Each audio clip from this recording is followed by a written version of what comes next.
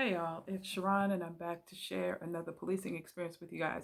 If you're new to the channel, I'm a retired detective. I worked for 20 years for a southeastern city in the US and I was also in the military. I am sharing my perspectives along with my experiences in hopes of helping others.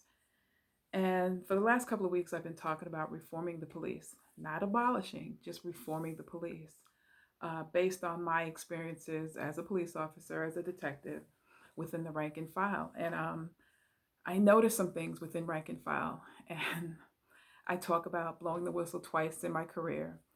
And what I noticed with officers, uh, we mimic gang tendencies, if you will. Me being a snitch, as they called it, made me a bad police officer. And I talked about reforming the police, and I'm giving you some of the suggestions that I have in a plan that I put together. And one of them was going through our SOPs and adding the accountability piece or reinforcing the accountability piece when it came to the SOPs. And the reason why I said start with the SOPs was because I use myself as an example, blowing the whistle.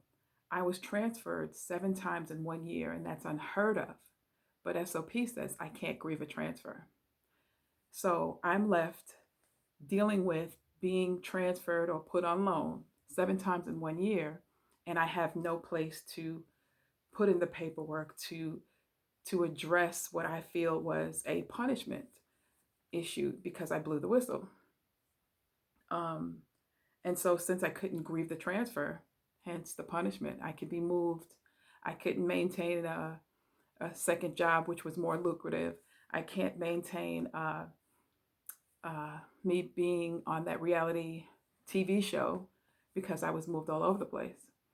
So, my suggestion in the plan is to get the bad officers, everybody knows who they are, the ones that push back against the status quo, the ones that push back against the traditional mindset, the ones that push back on wrong when they see it. Get those officers together and sit down and have them go through the SOPs, which ones are vague, which ones need a little more explaining, which ones need more of accountability. And you can do that through a survey. I didn't mention that last week, but you can survey the officers, and I would say from sergeant on down, survey those officers on which SOPs you guys may need to take a look at as an agency. Once you survey, you have information now. You have data put together where you can sit down with the law department uh, standards. I'm not sure what they call them, CALIA, and sit down and address those SOPs.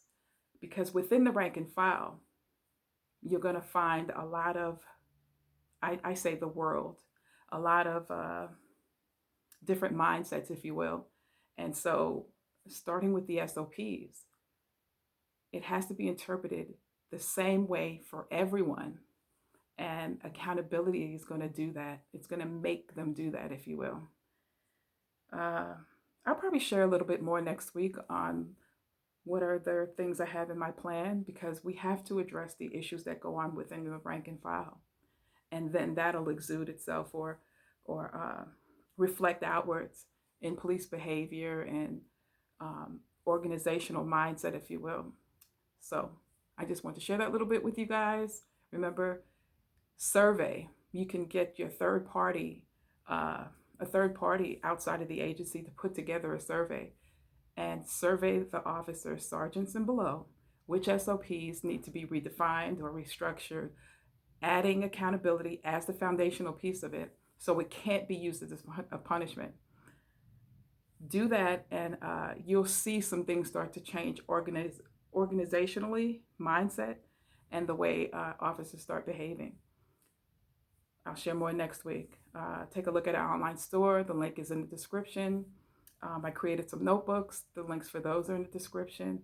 And always remember, you don't necessarily have to go through a thing to learn from it. Talk to you guys later. Bye.